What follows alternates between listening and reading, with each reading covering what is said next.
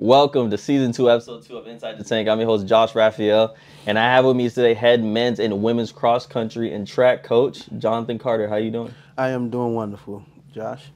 Doing great, doing Yes, sir. great. And you're coming off, I can't even put into words on what your team did this past week. Yeah. The first SSC women's cross country title in program history.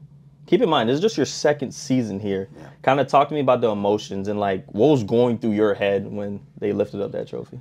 I think the first thing that came through my head was all the hard work that the young ladies were doing. As a coach, you say these things about the commitment to the program, the commitment to your workouts, that you do these things and then you're going to become a champion. And just to see that they did become champions kind of back up the talk that Coach DeBastos and myself have with them about believing themselves. So that's kind of what went through my head. It was like, hey, they won the championship, so now they do understand that their commitment and their dedication to practice and to the sport, this is the payoff for that. Yeah, and you guys finished second last year, a little short of first. Yep. And also you get redemption this year. What would you say was the biggest difference from last year and this year? I'd say it was probably two factors. The number one factor would have been that we had a good summer training program. I mean, we started our summer training program June 10th, and it was a 9-week summer training program from June 10th up until August 12th.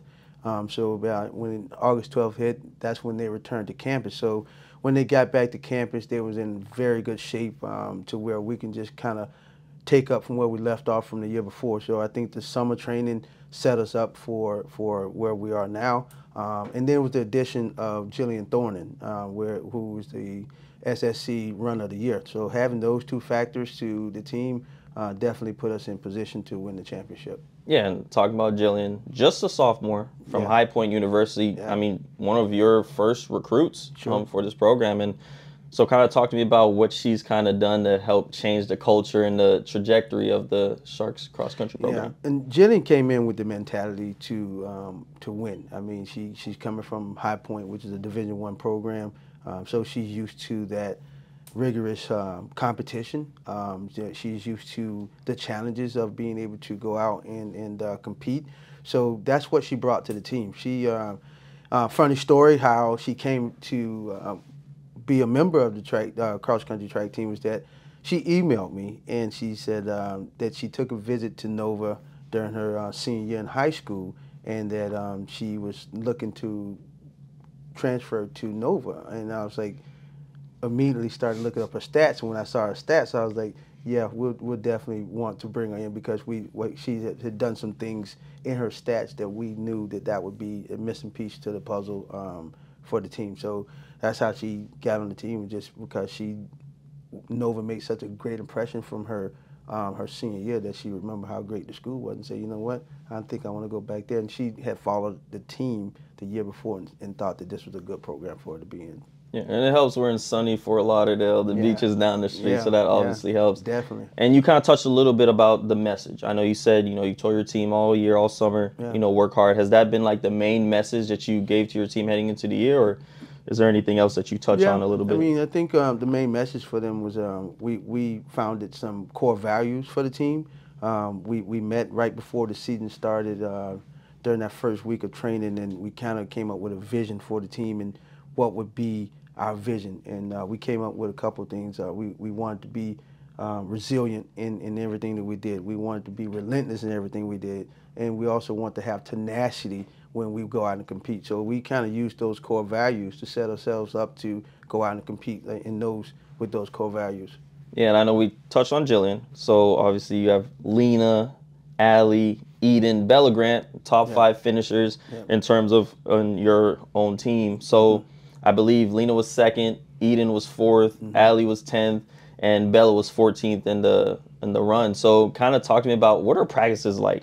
I mean, it has to be like war. I mean, you have some of the best runners, if not the best runners in the SSC. Kind of talk to me what those practices are like day in and day out. Practices are more where they hold each other accountable, meaning that they know what's at stake. They know that we're only as strong as our weakest link, and they make sure that they get the practice on time. They make sure that the practices are meaningful, And again, they make sure that they hold each other accountable because they know that the better all 5 of us run as a unit, as a team, then the more productive we're going to be. So, and that helps a lot with not only the top 5, but it also helps a lot with our second 5. I mean, then you have the 5 that you already mentioned. Then you talk about the second 5 with the Amanda Stone. Then we have Bridget McGrath and also Christina Hankerson. That makes out our top 8, and then we round that off with another freshman, Bella Scone, and we have Megan Winterbottom.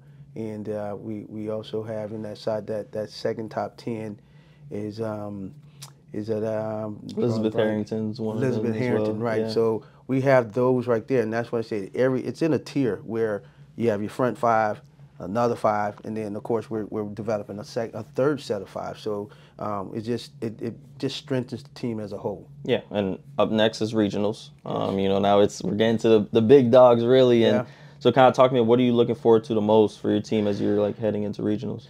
I think the most of it that we're looking at is to actually come in as a top 3 team, ranked top 3 team, and I think that's important. Whereas now you're not trying to make a name for yourself, but so much you're trying to uphold that. You can establish your respect now, where now people are talking about you and knowing that you're a factor. So we're just looking to come in and kind of to continue to solidify our rankings and solidify our athletic abilities. Yeah, and on the men's side, you know, touch on them a little bit. Yeah.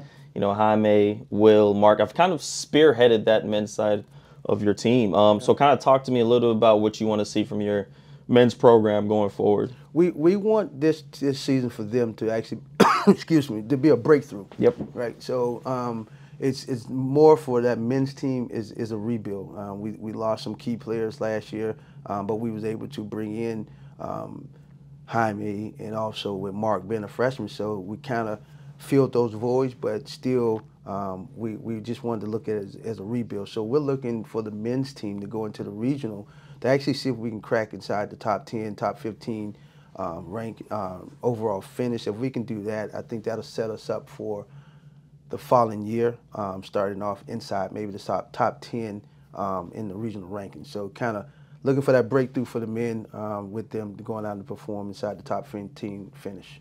Yeah, and obviously I had the pleasure of being with you guys at the SSC championship. Yeah. And, you know, I've watched how you interact with the kids, and I watched how Coach DeBastos interacted with the kids, and she's obviously a big part of the program. Oh, yeah. Kind of talk to me about her influence and how much she's been able to help the Shark Athletics program. Well, Coach DeBastos is the mama shark, right? She's the mama shark. So she's the one that ensures that, you know, when things are to be in line as far as workouts, she administers the workout. Her and I meet on Sundays and kind of go through what the weekly workouts are. So she kind of is the one that puts together the whole package to it, and when we meet, we kind of make it work. But she is the mama shark of the whole program, and we are very, very fortunate to have Coach DeBastos on that team because it strengthens the relationships between definitely the men, the women to her, also the way they can have somebody to come in and talk to about things not only on the course but outside the course. You know what I mean? It helps them relate to each other. So that helps with that a lot. Yeah, and kind of close out, you know, our episode. I have some breaking news for you. It's the first time you're going to hear this. Okay. I have the pleasure of letting you know that you are the 2024 SSC Women's Cross Country Coach of the Year. Wow, that is so exciting. I mean, I want to think. I mean, at this point, I mean, yeah, my reaction is like this. I mean, it goes into the body of work of everybody, not just myself being there, but the body of work of we already mentioned Coach DeBastos, the body of work of the kids buying into the system, the body of work of the administration. So all of that goes into just that great accolade. I mean, I think that's the first time in my coaching history I've ever been nominated or selected as a Coach of the Year. So I mean, that is astounding to be able to get that news. And I'm very excited about it. My peers to think that highly that I can become the Coach of the Year. But again, that just goes into the body of work, not only for myself, but from the program itself, the Nova Southeastern University program and the administration in the back and the support that they give. I think that just is so fitting. And then, you know, the rich history of sports here in Nova Southeastern, it just plays along the standards, right? I mean, we've had so many national championships within Nova Southeastern history, so it's just playing right up into the standards. So now, I mean, we're there in those standards, and we have to uphold those standards. But it is a great feeling to know that, like I said, my peers thought that much of me to be voted Coach of the Year. So I mean, we'll embrace that accomplishment. But like I said, it's not an accomplishment that was done alone. It takes a team, and it takes a great staff, and just all the surrounding things that happened to put me in that position. But I'm very thankful for to be honored to be Coach of the Year. First time in program history we've never had a Coach of the Year. Wow. In women's cross country. Talk about standards, right? Yeah, man. So again, first program, first title, first Coach of the Year, and just your second year, and obviously, you know, there's still a lot more to accomplish. So JC, I appreciate you coming on. Thank you. Appreciate everybody for watching. I'm your host, Josh Raphael, Inside the Tank, out.